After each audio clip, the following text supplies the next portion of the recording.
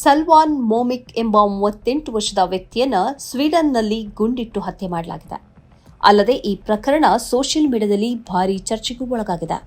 ಈ ಹತ್ಯೆಯನ್ನ ಎತ್ತಿಕೊಂಡು ಇಸ್ಲಾಮಿ ಫೋಬಿಯಾವನ್ನು ಹರಡುವುದಕ್ಕೆ ಬಲಪಂಥೀಯ ಗುಂಪುಗಳು ಶಕ್ತಿ ಮೀರಿ ಯತ್ನಿಸುತ್ತಿವೆ.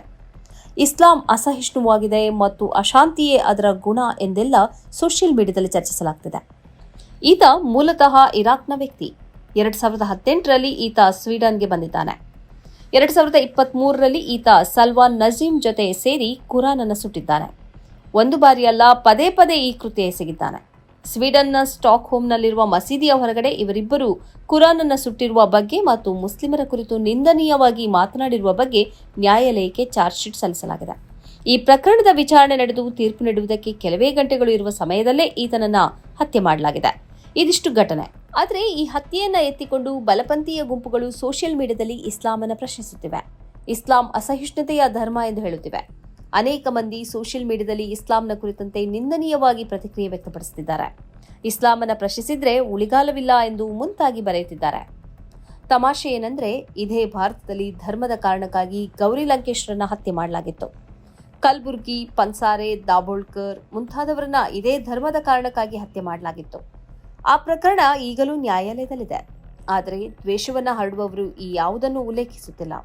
ಬದಲು ಮೊಮಿಕ್ನನ್ನ ಹತ್ಯೆ ಮಾಡಿದ ಘಟನೆಯನ್ನ ಎತ್ತಿಕೊಂಡು ಇಸ್ಲಾಂ ಅಸಹಿಷ್ಣು ಧರ್ಮ ಮತ್ತು ಅದು ಟೀಕೆಯನ್ನು ಸಹಿಸುವುದಿಲ್ಲ ಎಂದು ಹೇಳುತ್ತಿದ್ದಾರೆ. ಈ ಮೊಮಿಕ್ 2024 ಮಾರ್ಚ್ನಲ್ಲಿ ಸ್ವೀಡನ್ನಿಂದ ನಾರ್ವೆಯಲ್ಲಿ ಹೋಗಿ ಆಶ್ರಯ ಕೋರಿದ್ದ.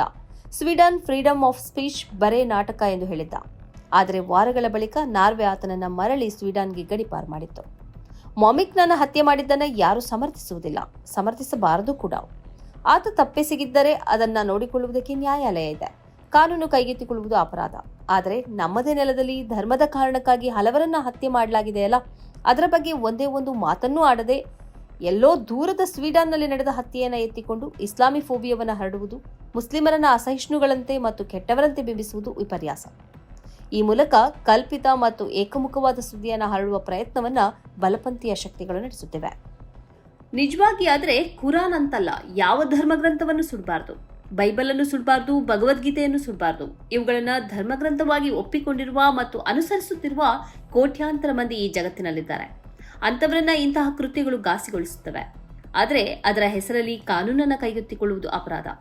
ಮೊಮಿಕ್ನನ್ನ ಹತ್ಯೆ ಮಾಡಿದ್ದನ್ನ ಯಾವ ಕಾರಣಕ್ಕೂ ಸಮರ್ಥಿಸಬೇಕಾಗಿಲ್ಲ.